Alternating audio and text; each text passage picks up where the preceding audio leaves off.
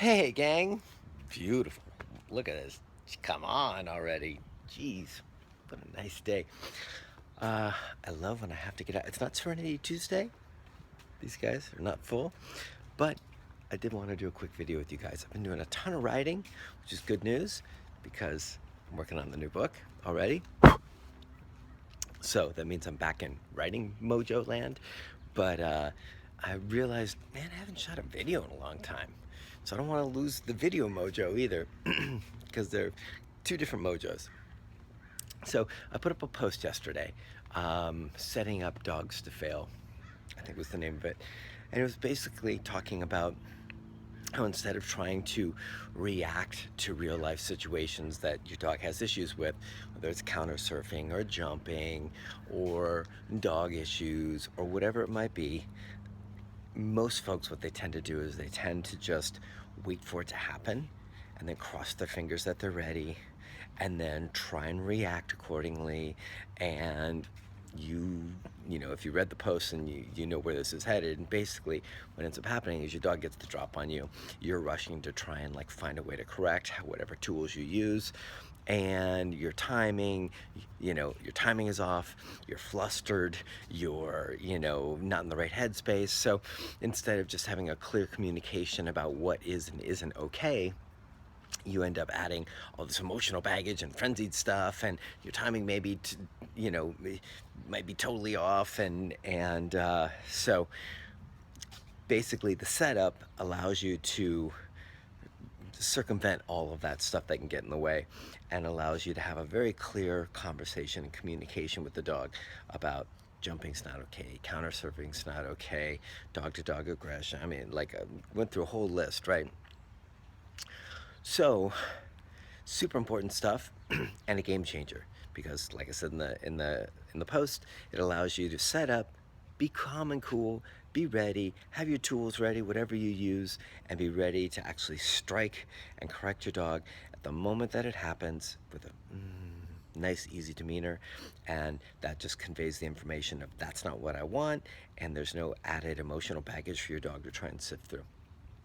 But this is an important piece of the process as well, and that's, what do you do after the correction to ensure that you create clarity and make sure that the dog has the distinction about what it is exactly that is wanted and not wanted, right? So for us, what we do, if we're teaching not, we'll use jumping for an example. If we're teaching a dog not to jump, we'll get all excited and goofy and do things that humans normally do that make dogs jump, right? Well, some dogs don't do much, but we'll go ahead and elicit that response with, hey, what's going on? How you doing? Hey, bud, what's up? Right? No, we don't go like this. We don't do like overt cues, but we're gonna do a lot of excited, silly human stuff. And then when the dog jumps, the dog's gonna get corrected, which basically forces the dog to do their best work, even around excited humans. So your friends, family, guests don't have to come over and be like, that's my zombie impersonation. That's what most people have to teach their friends, family, and guests to be, are zombies. Come in the house, don't look at the dog, try not to breathe too heavily, don't move too fast, don't make any sudden motions, anything like that, and the dog will hopefully be okay. So we don't want to teach that. We want to teach the dog to do its best work. And we want the dog to be even better than the humans, if that makes sense. We want the dog to be able to be around excited people. Hey, how you doing? Frank, I haven't seen you in such a long time. Oh, it's so good to be here. What are we having for dinner? Da, da, da, right? We want that kind of energy to be able, normal energy to be around, and have the dog be like, it's an excited human. I can still make good choices. So it's all, I'm gonna tie all this together.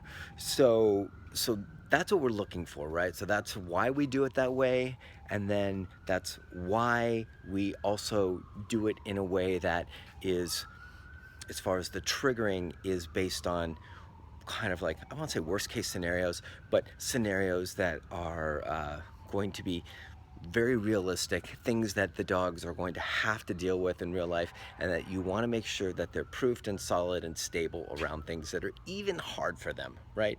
It's not so hard if your friends are zombies, but that's not real life. They're not going to be zombies. And so other people might say, well, you can always push the food, away from the counter so the dog can't get to it. Screw that. No, I don't want the dog on the counter. I want to be able to set the food wherever I want to set the food, because that's real life. Food's going to be in different places and different parts of the table. You don't want to go through your life 15 years with your dog. Like, make sure you always put the food like to the center of the table or to the back towards the wall or whatever it is. No, let's have the dog do their best work. So, anyways, I digress.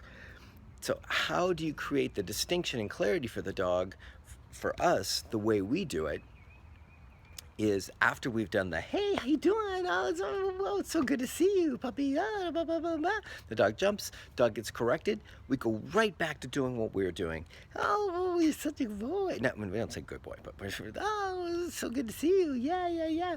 And we touch and we touch and we touch. Now, some folks might say, well, it seems like you're rewarding the dog. No, we're just going back to exactly what we were doing prior, right? So what we want to create is the distinction for the dog that you're not being corrected for being around people. You're not being corrected for being excited around people. You're not being corrected for being happy around people. You're being corrected for simply the jumping motion. So what we do is we continue that cycle of that lesson, right? We just continue it, and until the dog gets true clarity of like, oh, it's only when I do this, when I jump up, that I get corrected. So I can wiggle and I can run around the people, if you're okay with that. I don't mean run around, but I can circle the people and like wag my tail and wiggle my butt and things like that. And that's okay. There's no problem with that. People can touch me. People can talk to me in an excited voice, all that stuff. Everything's okay. I'm not in trouble for that. I'm simply in trouble for jumping up. So whatever we train the dogs to do, or whatever we're training dogs not to do, we always try and create a ton of clarity after the fact about what exactly it was, right? Now, if your timing's good, or if you're using a marker or something like that, then that goes a long ways towards creating that clarity and removing any possibility of the dog being confused. But I like to add this piece of the component to make sure that even with the timing being great, that there's even more clarity. And like I said, so if you go, hey, what's up? How are you? Oh, it's so good to see you. And the dog jumps up and the dog gets corrected and you go right back to, oh, it's so good to see you. And you're touching the dog. If you think about it in the dog's mind, that's really clear, right? Especially if the dog makes a mistake a second time, jumps up, correction, oh, and the person's still petting me and the person's still excited and I'm still right next to them and everything's cool. It's just when I do this. Dogs are just looking for answers. Dogs are just trying to figure out how it all works. Dogs are just trying to figure out this equals this equals this equals this. So the more you can carve that out and create clarity, the easier it gets for dogs, right? And same thing goes for dog-to-dog aggression. If a dog, is on muzzle and we're working them around other dogs, and the dog goes after one of the other dogs, or is loading up, or whatever it is, but typically it's in a situation where a dog makes a real committed move on muzzle, like I said, to go after one of the other dogs and gets corrected for that. We don't then remove the dog from other dogs. That makes sense? It's basically the same concept as the jumping. Whatever elicited the response, we want to continue to have that trigger present in order, I got a bug following me, in order for the dog to get absolute clarity, leave me alone, to get absolute clarity about what it is they're being corrected for. So if a dog gets corrected for going after another dog, we're not going to take him away from dogs. We're not going to remove him from dogs. In fact, we're going to bring all the dogs around him. So this guy is determined. So we're going to bring all the dogs around him so he gains clarity that it's not dogs, it's not the presence. Can you see him? It's not the presence of dogs. It's not the proximity of dogs. It's only my choice to do this action that creates the consequence. Right? Is that starting to make sense? Starting to clarify? So think about it. If you go down the line, it's the same thing. This stuff is simple, guys. It's really simple. So dog-to-dog aggression, dog's muzzle condition, dog goes after another dog, Dog gets corrected. Dog has a moment of like, whoa, I shouldn't have done that. That was bad news. I didn't like that consequence. You bring all the other dogs right around him again. The dog's probably going to be concerned. Okay, as he's concerned because he's trying to make sense of what to do. Now I've been corrected.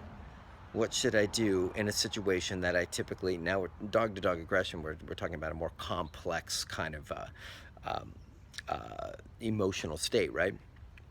So you might see more confusion, you might see the dog really assessing, you might see the dog really uncertain, like, I don't know what to do. But what will happen is, over time, the dog will gain more and more clarity that, okay, it's only when I do this, it's only when I do A that it equals B. It's only when this happens from me that this happens from, us. So it's super important, guys, that if you were to correct for jumping, you don't then remove the humans and stop it, in my opinion, right? Doesn't mean that you're going to create massive fallout, but I think you get a lot more clarity, and I think you remove the possibility of superstitions and weirdness and stuff like that from happening. If you correct a dog for dog-to-dog aggression, I don't want to correct the dog and then remove all dogs and have the dog think that he's just not supposed to be around dogs. If it's for counter surfing, I don't want the dog to be corrected for going after the thing and then removing all things from that, from the, does that make sense? Removing all the items from the counter and then not putting the dog back in. I want to put the dog immediately back in the kitchen, back with all the triggers, and then let them make a decision and let them create the distinctions. I hope I'm making sense. I know it's early in the morning, still battling the jet lag, but I'm hoping this concept makes sense, guys. So we have to set it up in a realistic sense, right? In a way that's really like major life challenging. Like you have to make it easy for the dog to make the mistake so you can elicit the response, so you're set up in your best way to address it. And then afterwards, you have to continue to set the process, or continue to share the trigger with the dog, so the dog can then make clear distinctions about what it was corrected for and what it was not corrected for. I hope that makes sense. We use it all the time and it works like a charm. Like I said, if the dog's corrected for jumping, go right back to the stuff that created the jumping. If the dog's corrected for dog-to-dog aggression, go right back to the thing that created the dog-to-dog aggression, the presence of the dogs. If it was for counter surfing, go right back to bringing the dog into the kitchen. Make sure so the dog's not like, oh, I shouldn't be in the kitchen. And then have the stuff around so the dog goes, oh, it's only when I jump up on the counter, right? Dogs are just looking for these distinctions. They're looking for clarity. They want to know how to navigate their world. Our job is to share with them, don't do this, do this, and then create all the clarity that we can in order for the dogs to navigate that successfully and easily. I hope that makes sense. It's something I probably haven't talked a lot about, but we do it all the time, and I just figured I'd share it with you today on this beautiful morning. So any questions, hit me up in the comments, and I'll try and answer if I was jumbly or jet laggy brained, and if any of that is unclear, but I think we nailed it down. All right, talk to you guys soon.